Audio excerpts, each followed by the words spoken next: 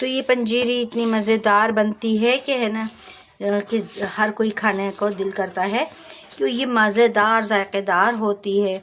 और ये कि थकी थकी औरतों के लिए बहुत ज़्यादा फ़ायदेमंद भी होती है। थकी थकी औरतें हों या फिर मर्द हों, ये सबको खानी चाहिए सर्दियों में। तो ये सौगात है, सर्दियों की सौगात है।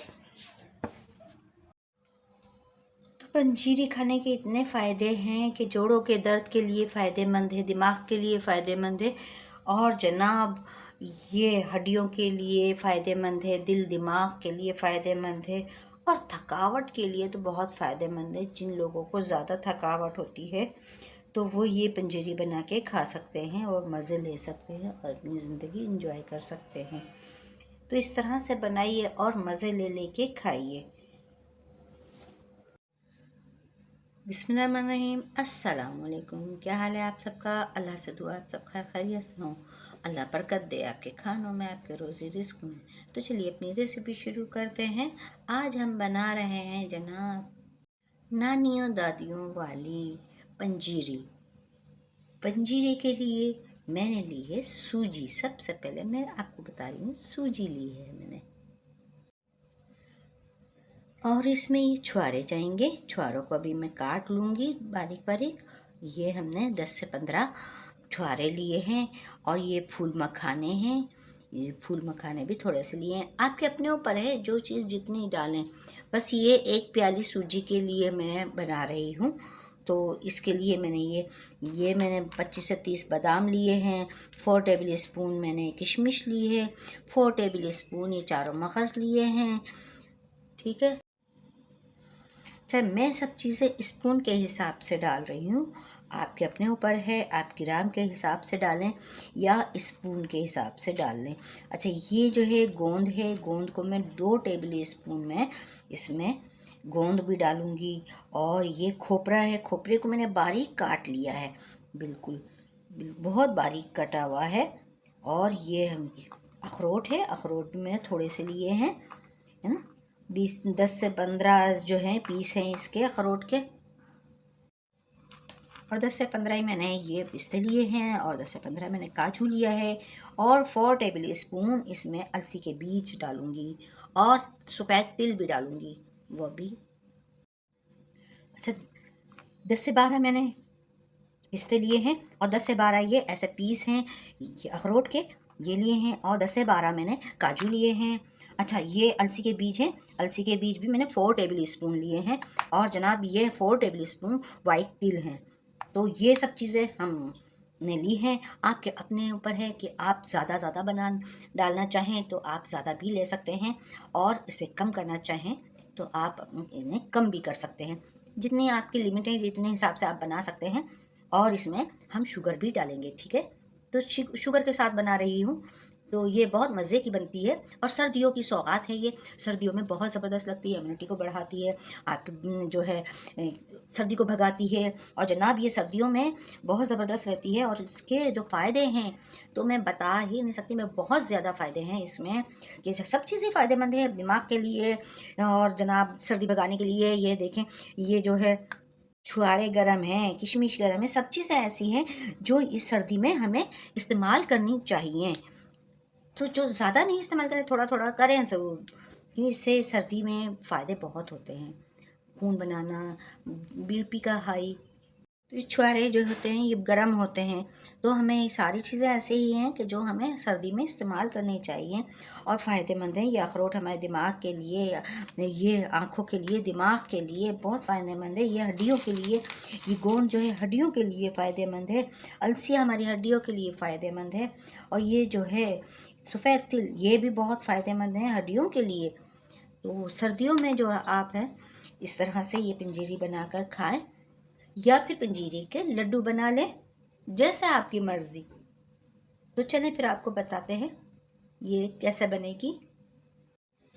अच्छा अब हम सबसे पहले बादामों को भी काटेंगे और छुहारों को भी काटेंगे। तो इसके लिए मैंने सरौता लिया है, तो छुरी से काटते हैं तो जना हाथ वाथ कटने का भी वो रहता है। तो मैंने इसके लिए अपनी सासू माँ का सरहोता ले लिया। तो वो जो है बहुत आसानी से कट जाता है। ये इस तरह से इसका हमने आगे का पार्ट काट लिया और जनाब ये इस तरह से ये आराम से ये कट जाता है। और फिर इसको बारीक बारीक कर रहे हैं। ये देखें ये कितनी आराम से कट रहा है कि ना हमें हाथ कटने का डर है ना वो, और जल्दी भी इससे कट जाते हैं ये छुहारे। ठीक है, ये जो है इस तरह से आप काट लीजिएगा। ये बहुत मज़े से बहुत आराम से छुहारे कटते हैं, क्योंकि ये सख्त होते हैं ना, तो छुरी से काटने में ज़रा मुश्किल होती है। और इसी तरह से ये हम बादामों को भी काट लेंगे। ये बादामों को भी इसी तरह से छोटा छोटा सा ऐसा करके काट लेंगे, आराम से कट जाते हैं। बहुत ना छुरी से काटने में फिर इसका भी वही मसला होता है कि हमें कहीं हमारा अंगूठा ना कट जाए, कहीं हमारा हाथ ना कट जाए। तो ये आराम से देखें किस तरह से हमने काटा है। इसी तरह से मैं सब काट लूँगी, छुहारे भी और बादाम भी। ठीक है, और जितनी भी काटने की चीज़ें हैं सब इसी सरहोते से ही काटूँगी। जैसे ये अखरोट भी इसी से हल्का हल्का से होगा, ये इसी से काटूँगी। ठीक है, ये अखरोट है, काजू है, पिस्ते हैं, ये सब चीज़ें इससे ही काट लूँगी सरहोते से, बहुत आसानी से कट जाएगा। तो आप भी अपनी किसी नानी दादी या सासू माँ का सरहोता ले लीजिएगा और काट लीजिएगा आसानी से। ठीक है, चलें फिर आपको बताते हैं, सब काट लें फिर बताएंगे आपको कैसे बनेगी ये। अब ये कि एक कढ़ाई लिया, कढ़ाई में अब हम देसी घी डाल रहे हैं। ये देसी घी हमने 1 टेबल स्पून डाल दिया। अच्छा, ये बहुत ज़्यादा जमा हुआ भी नहीं है और बहुत ज़्यादा पिघला हुआ भी नहीं है, तो हमने 1 टेबल स्पून इसमें डाला है। तो ये 2 पिघला हुआ होगा तो ये 2 टेबल स्पून हो जाएगा। ठीक है, अब ये गरम हो जाए तो फिर आपको बताते हैं इसमें क्या डालना है। ये अब गरम हो गया है घी, तो इसमें ये 1 प्याली मखाने डाल देते हैं। ठीक है, तो अब मखानों को हम फ्राई कर लेते हैं। अगर कम लगे तो थोड़ा और डाल सकते हैं इसमें तो, मगर इतना काफ़ी है। ये देखिए आराम से फ्राई हो जाएंगे। अब ये है कि ये हो गए, फ्राई हो गए। देखिए हल्के हल्के गोल्डन होने लगे, तो इन्हें निकाल लेते हैं। अब ये इससे हमने छन्ने पे ऐसा करके डाल देंगे, आराम से निकाल लेते हैं फिर इस तरह से।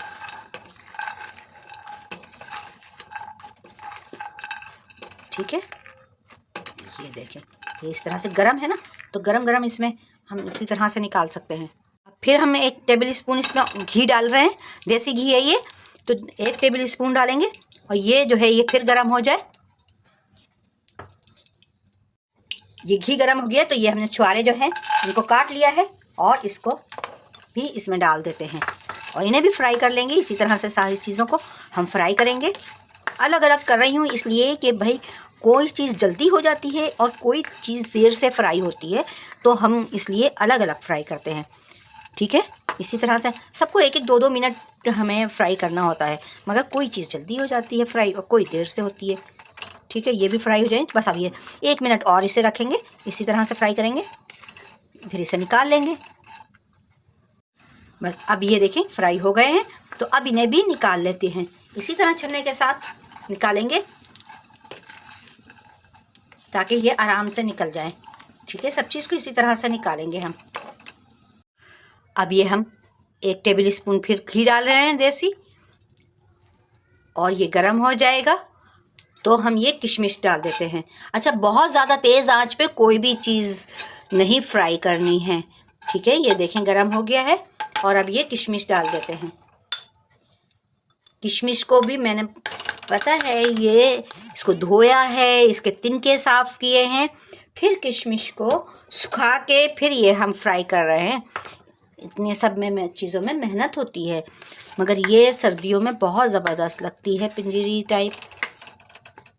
अच्छा, अब ये देखें कि ये वाइट वाइट होना शुरू हो गई है किशमिश। ये किशमिश जो है अब वाइट वाइट होना शुरू हो गई, तो बस अब इसे निकाल लेते हैं।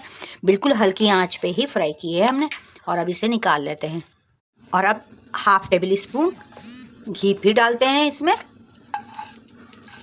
अच्छा, इसके लिए ये हम 1/2 टेबल स्पून घी डाल रहे हैं। किसके लिए ये भी बताते हैं। तो 1/2 टेबल स्पून इसमें घी और हमने डाल दिया है। तो अब इसमें ये खोपरा डाल देते हैं।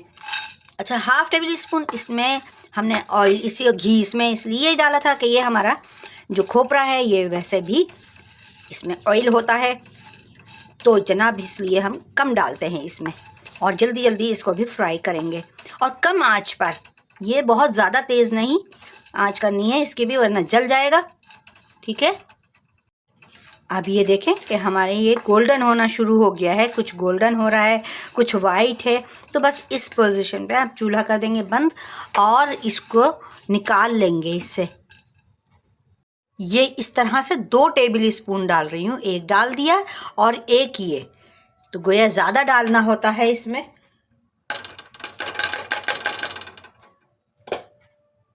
और अब जो है, और अब ये गरम हो गया है, तो अब ये गोंद डाल देते हैं। ठीक है, अब ये गोंद जो है हमारा बहुत अच्छे से फ्राई हो जाएगा। अब ये देखें गोंद जो है पॉपकॉर्न के जैसे बनने लगा है, ये देखें कैसा इस तरह से फूलने लगा है। और इसको उलटते पुलटते करेंगे ताकि हमारा ये गोंद बहुत अच्छे से फ्राई हो जाए। इसको भी सीधा, ओ भाई, इस तरह से हम फ्राई कर लेंगे। अब ये देखें कि ये सब गोल्डन फ्राई हो गया है, तो अब इसे निकाल लेते हैं ये सबको और चूल्हा कर देते हैं बंद। ठीक है, अब ये कढ़ाई में हम 1 टेबल स्पून फिर और घी डाल रहे हैं, देसी घी। ये इतना डाल देंगे कि हमारा ये आराम से फ्राई हो जाए। अब ये गरम हो जाए घी। अब ये घी गरम हो गया हमारा। अब ये अखरोट हम डाल रहे हैं इसमें 1 प्याली। इन्हें भी फ्राई कर लेंगे।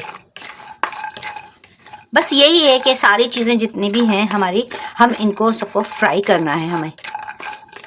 आपके अपने ऊपर है, मेवेजात जितने भी डालें। ठीक है, ये भी फ्राई हो जाए तो फिर हम इन्हें निकाल लेंगे। बस 1 मिनट इन्हें फ्राई करना होता है। ये 1 मिनट हो गया है, इन्हें निकाल लेते हैं।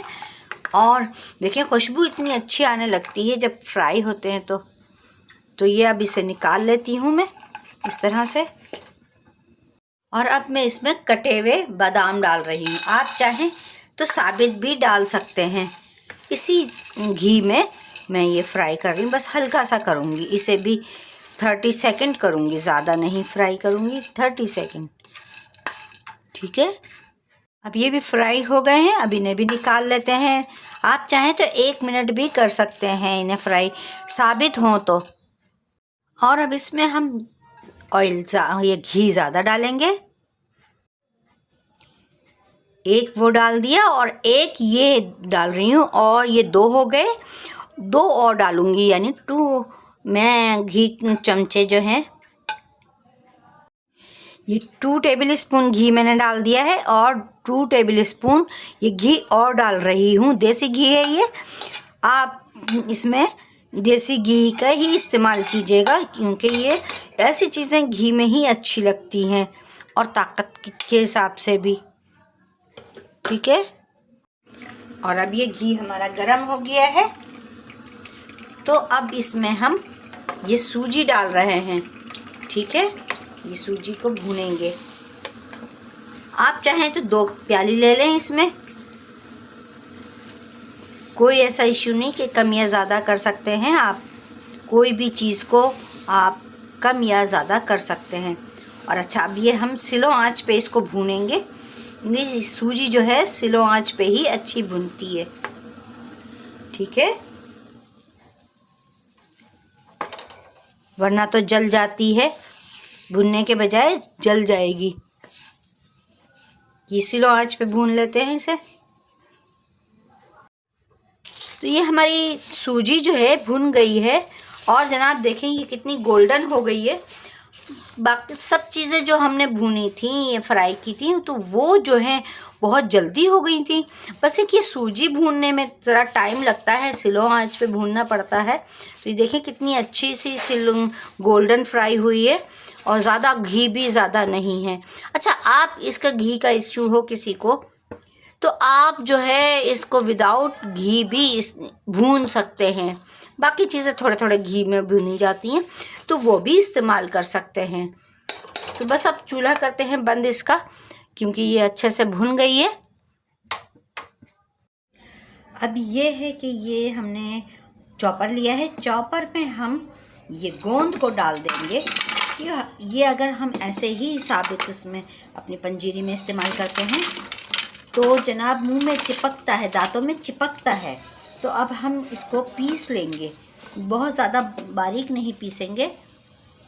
अब हम चॉपर को चला देते हैं थोड़ा सा। बस अब पिस गया होगा, देखते हैं। अब ये इतना हमारा पिस गया है, गोंद जो है इतना पिस गया। अब इसमें मखाने भी डाल देते हैं और जनाब ये अखरोट भी डाल देते हैं। और बाकी चीज़ें तो हमने काट ली थी बारीक बारीक, तो वो अच्छी लगती हैं कटी हुई। ठीक है, डाल देते हैं और इन्हें भी एक दफ़ा चला लेते हैं। इन्हें तोड़ देंगे, यानी बहुत छोटा छोटा कर देंगे, बिल्कुल पीसेंगे नहीं। अब चला देते हैं इसे भी। देखते हैं कितनी हो गई, बिल्कुल ठीक है, बिल्कुल ठीक। इतना ही हमें चाहिए था, इतना ही पिसा हुआ हमें चाहिए था, बहुत ज़्यादा बारीक नहीं, बिल्कुल। ये देखें सब पिस गया है, आराम से खा लिया जाएगा अब ये। तो अब हमने सूजी को एक तसले में निकाल लिया है और अब इसमें चीनी, अच्छा जितनी हमने सूजी ली थी इतना ही हमने चीनी ली है। ये पीस लिए हमने, पाउडर चीनी है। अगर आपको कम या ज़्यादा करनी है तो आप इस पे कर सकते हैं, इस स्टेप पे कर सकते हैं, इसका कोई मुज़ायका नहीं होता। अगर देखती हूँ मुझे भी एक ज़्यादा लग रही है तो मैं भी कम कर दूँगी। ठीक है, ये देखें, ये मुझे सही लग रही है। ये हमारी जो सूजी है ठंडी हो गई है, बहुत ज़्यादा ठंडी नहीं है अभी, बिल्कुल ठंडी नहीं है। वे जैसे नीम गर्म होती है इसी तरह से है ये। और अब इसमें आराम से मिक्स हो जाएगी। और अब इसमें सारी चीज़ें मिक्स कर देते हैं। ये ठीक है, ये भी डाल देते हैं, सही रहेगी। ठीक है, और अब ये मिक्स कर देते हैं अच्छे से। अब ये जो हमने ग्राइंड किया था ये भी इसमें डाल देते हैं। सही है, देखें सब मिक्स हो जाएगा ना। और ये थोड़ी थोड़ी चीज़ें भी इतनी सारी बन जाती है, बहुत ज़बरदस्त हो जाती है।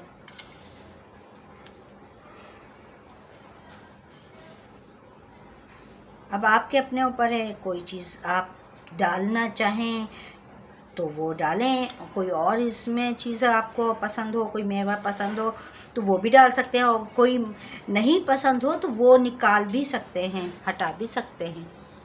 ठीक है, अब इसमें तमाम मेवे जो हमने फ्राई किए थे, अच्छा तिल को मैंने फ्राई नहीं किया है, ये तिल जो है मुझे ऐसे ही अच्छे लगते हैं, आप चाहें तो तिल की फ्राई भी कर सकते हैं। सही है, और ये हमने तमाम चीज़ें इसमें डाल देते हैं। ये हमने खोपरा डाल दिया है, ये किशमिश डाल दे रहे हैं, सब चीज़ें आराम से। और ये बादाम डाल देते हैं, ये बादाम भी इसमें सब डाल दिया।